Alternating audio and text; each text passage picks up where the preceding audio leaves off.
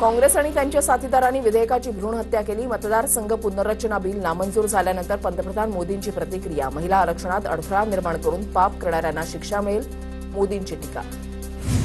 महिला आरक्षणाला रोखण्यासाठी खोट्याचा आधार घेतला, विधेयकाला विरोध करणारे देशाचे गुन्हेगार, मोदींची टीका. तर घराणेशाही पक्षाला नारीशक्तीची भीती, विरोधकांना महिला पुढे जाण्याची भीती वाटतेय, मोदींची प्रतिक्रिया.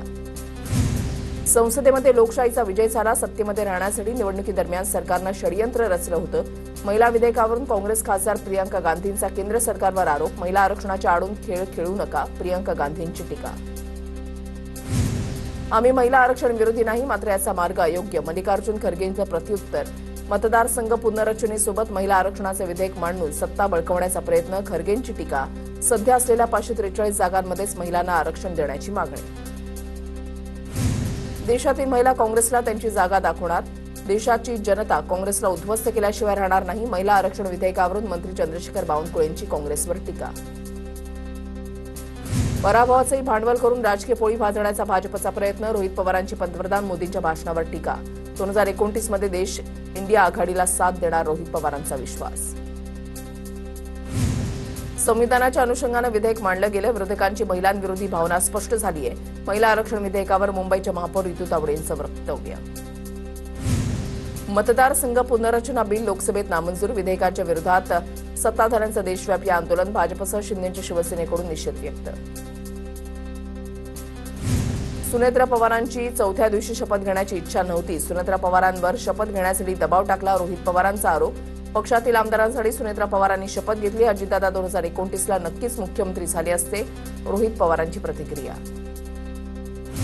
अजित पवार असते तर विलिनीकरण झालं असतं, युगेंद्र पवारांच्या आई शर्मिला पवारांचं वक्तव्य. पण दुर्दैवानं विलिनीकरण झालं नाही, विलिनीकरणाचा निर्णय वरिष्ठ नेते घेतील, शर्मिला पवारांची प्रतिक्रिया. परतवाडा प्रकरणामध्ये लवगुरूची एंट्री, लवगुरूकडून आरोपी अनयांना खास टिप्स. अब वही होना असं म्हणत मुलींना जाळ्यात ओढायचा, पोलिसांकडून लवगुरूचा शोध सुरू.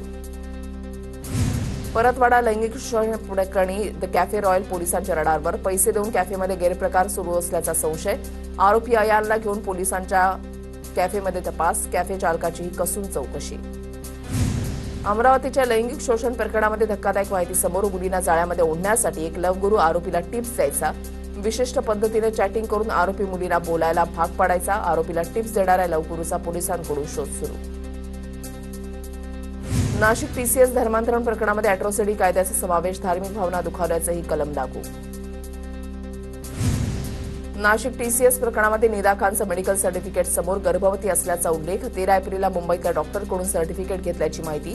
फरार निदा खान हिच्या अटकपूर्व जामिनावर सोमवारी सुनावणी होणार. गरोदरपणाचं कारण देत निदा खाननं केला आहे अटकपूर्व जामिनासाठी अर्ज.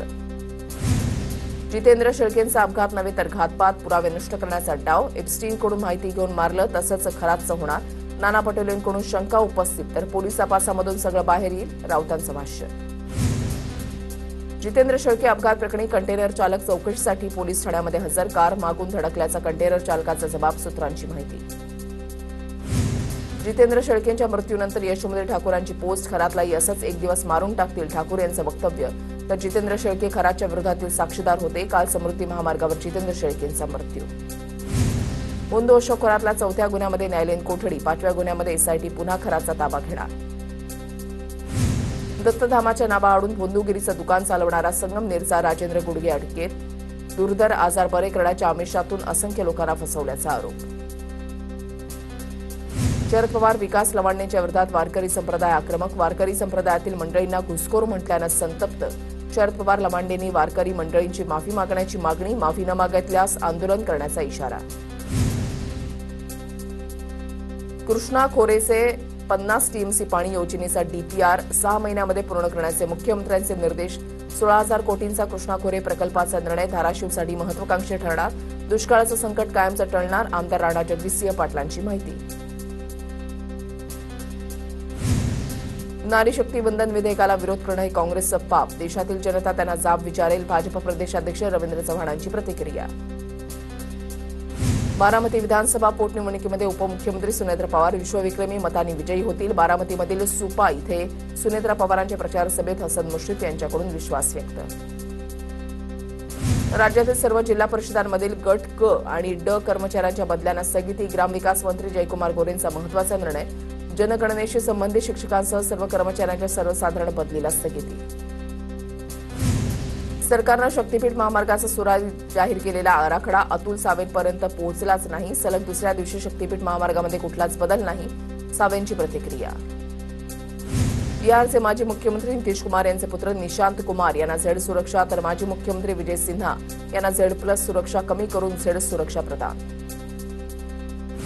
जळगाव क्रिकेट लीग स्पर्धेचा जलसंपदा मंत्री गिरीश महाजन यांच्या हस्ते शुभारंभ. क्रिकेटच्या मैदानामध्ये गिरीश महाजनांची तुफान फटकेबाजी.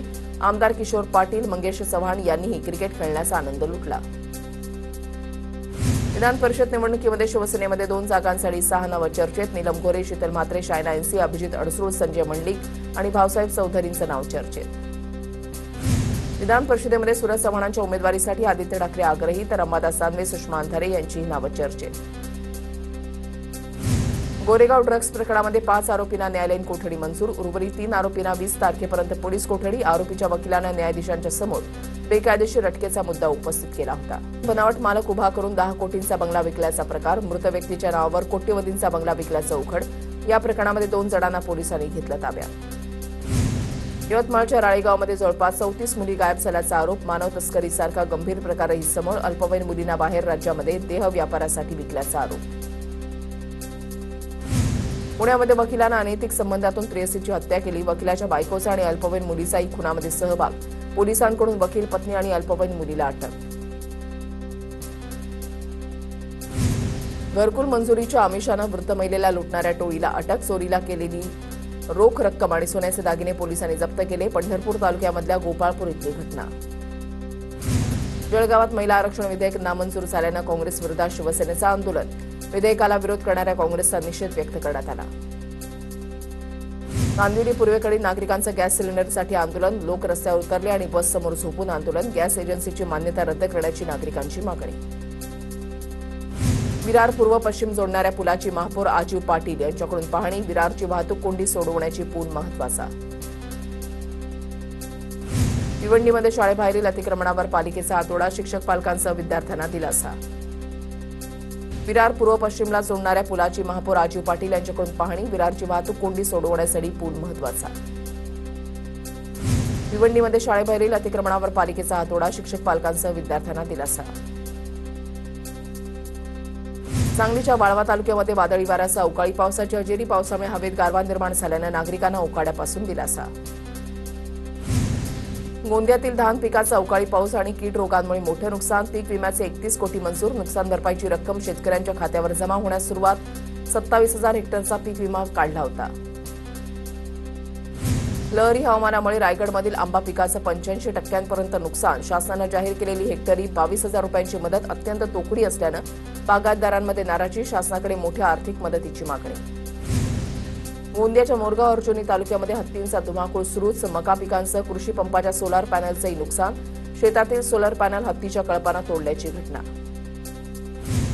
गडचिरोलीच्या झिंगानूर भागामध्ये पहिल्यांदाच घरापर्यंत टँकरनं पाणी पुरवठा. 10 वर्षांचा पाणी प्रश्न असल्यानं TV9 मराठीच्या बातमीची प्रशासनाकडून गंभीर दखल. 3 गावातील 10 बोरवेल दुरुस्त करून आणि नवीन 2 बोरवेल मंजूर.